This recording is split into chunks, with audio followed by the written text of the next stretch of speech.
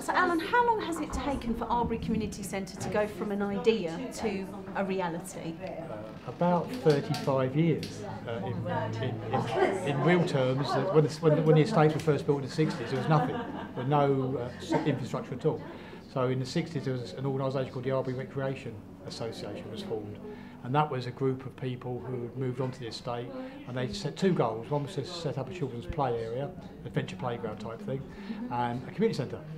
Lots of work went on, and finally, in 1974, the first part of this centre was built, and that was fundraising and some grants from local authorities. And over the next 20-25 years, the building grew, not as big as it is now, but in 2000, crunch time, the committee that was then running it couldn't run it anymore. It was going to close, so a group of us came on board in 2000 and to see what we could do. So I suppose in real terms it's from 2000 to now. And for the first 7 years I was a volunteer, worked in the meat industry. I was a volunteer here and a chairman. And 3 years ago, I decided that I needed to make a life decision about what I really wanted to do from now on. So I decided that I could do more for the community if I actually worked in the community as opposed to volunteered in the community. So I started working here 3 years ago as a centre developer. And since that time, the centre has grown both as a building and as an organisation. So we're now in a situation where we open 7 days a week. We have a footfall of about 1,000 people a week. I think we've probably got about 40% usage based on a 12-hour day. We employ local people part-time. We have all the trustees. And you've got a cafe here and we run well. the cafe and the bar. The cafe and the bar are a wholly owned subsidiary now of the association, which means all the profits go back into the centre. But that creates local jobs, and also we try to source our produce locally, and it adds value to what we do. And draws people in as yeah, well. for all sorts of reasons. It tackles social exclusion. It makes the place feel alive all the time. It gets people talking to each other. It breaks down barriers. It gives the place a buzz, which I don't think it would have. If it didn't have the cafe, it would be a bit sterile. So who actually uses the centre? Is it, I mean, obviously we've seen sort of young families here, but you've got other people who sort of look like they're having a meeting. What sort of people actually use the centre? Well, everybody would be the easy answer. We have probably about 40 to 50 regular user groups, and they vary from toddlers groups, creches, pensioners groups, bingo, art groups, computer courses with ESOL. So what do you think the community would be like if there wasn't Arbury Community Centre here? If this wasn't here, if this wasn't here, there'd be 1,000 people a week that wouldn't have a facility to use to hire. Socially, there'd be a lot of social exclusion because this enables people to come out socially. Because we have a bar, we can hire it out for birthdays, weddings, that type of thing, which means that people on a lower income can actually give their daughter or their son a decent sort of celebration at some stage. And also it's an anchor, it's a community anchor. Every year we organise the annual Arbury Carnival, and this year was the 33rd year. That was on Saturday, unfortunately we missed that. And then about 5,000 people came through. And that's a good local event because it brings the community together, it lets local groups raise some money which keeps them going for another year. It breaks down barriers, it allows people to exchange information about what a group does or what their group is about. So how many groups actually run from this centre? How many activities? Well, there were probably, as I said, there were probably 50 regular users. But so if you add, each of those groups has... They'll meet weekly or monthly or fortnightly or term time only, that type of a mix. And then there are one-off users. There will be people that hire it for social events, for meetings, conferences. Local government uses quite a lot. Go East, Social Enterprise East of England users. City Council, County Council, social services, all those sorts of organisations use us.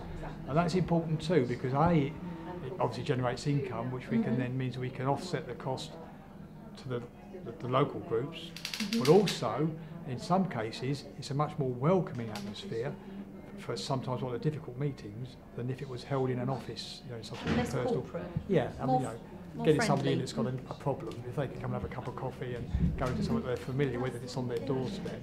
A classic case was a group in Bar Hill, which is a learning organisation, and they found out they put lots of courses on, but they weren't getting the uptake because Bar Hill is very difficult to get to unless you've got a car. So what they did, they brought the courses down here and ran them here, and the usage went up overnight.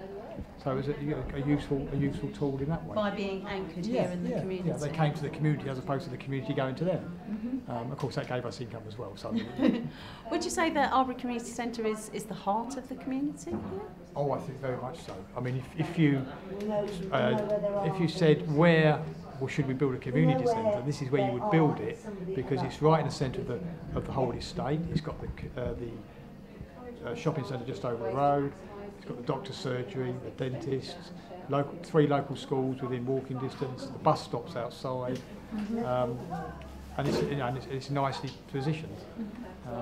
So it naturally lends itself to that. There are other community centres now which are council run, but this is still very much sort of spoken about by local people, sort of their centre, which it is, because we're not run by the local authority. We run ourselves. We raise our own money.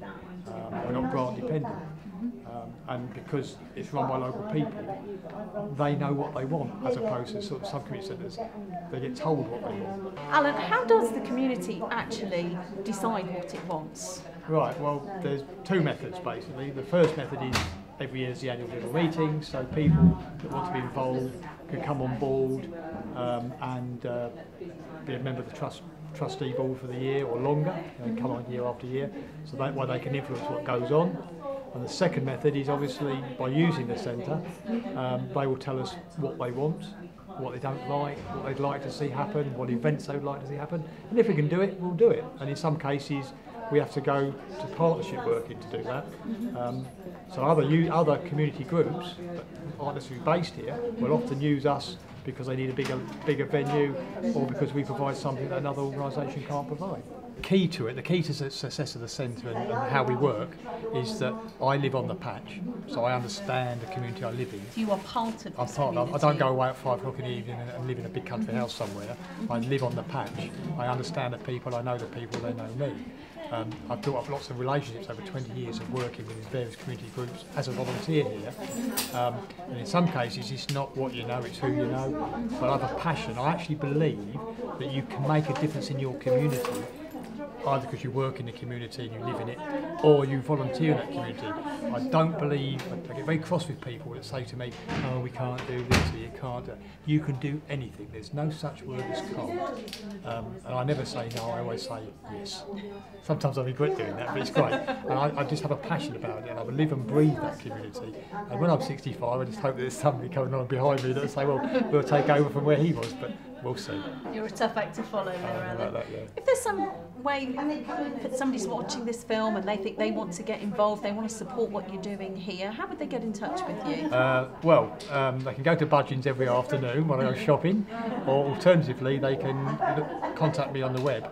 The Arbury Community Centre's got its own website, and you can contact me at admin@arburycommunitycentre.org.uk.